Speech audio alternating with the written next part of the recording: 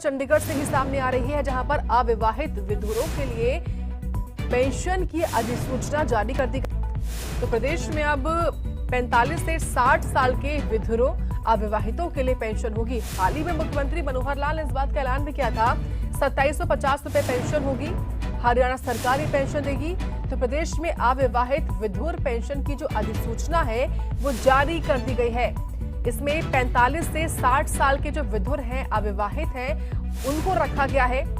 2750 रुपए पेंशन के तौर पर हरियाणा सरकार देगी उनको। तो शादी करने पर तुरंत ही पेंशन रोक भी दी जाएगी। कुछ शर्तें भी हैं और जो कुछ जानकारी है वो इस अधिसूचना में दी भी गई है। सहयोगी रवि चंदेल लगातार जुड़े हुए हैं। रवि, अब से कुछ वक्त पहले ही मुख्यमंत्री मनोहर लाल ने ये ऐलान भी किया था और अब देखिए उसके बाद तुरंत ही अधिसूचना जारी भी कर दी गई।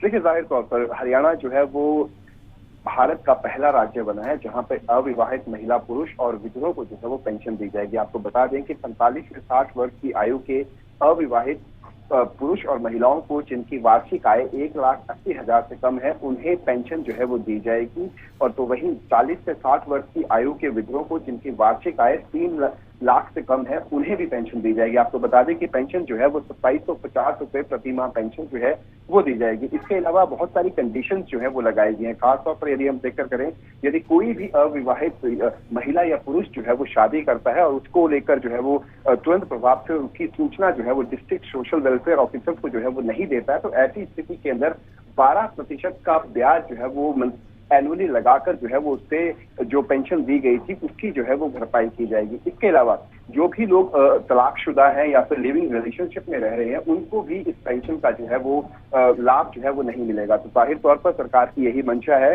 कि जो पेंशन लागू की गई है अविवाहित महिला पुरुषों को और साथ ही साथ विधुरों को, उसका सीधा सीधा लाभ जो है वो लाभार्थियों को मिले जो पुख्ता रूप से जिनको लाभ की जरूरत है और जिनको जो इस कैटेगरी में जो है वो आते हैं। इसके अलावा अन्य किसी भी कैटेगरी के अंदर यदि कोई व्यक्ति आता है तो उसको जो है वो लाभ नहीं मिलेगा, खासतौर पर जो तलाकशुदा हैं और जो लिविंग रिलेशनशिप में रह रहे हैं। इसके अलावा यदि कोई शादी करता है तो शादी करने के तुरंत बाद जो है वो डिस्ट्रिक्ट सोशल वेलफेयर ऑफिसर को इसकी सूचना नहीं देता है, तो ऐसी स्थिति के अंदर गलत तरीके से लाभ लेने के एवज में 12% ब्याज के साथ एनुअल ब्याज के साथ जो है वो जो पेंशन दी गई थी उसको जो है वो रिकवर किया जाएगा।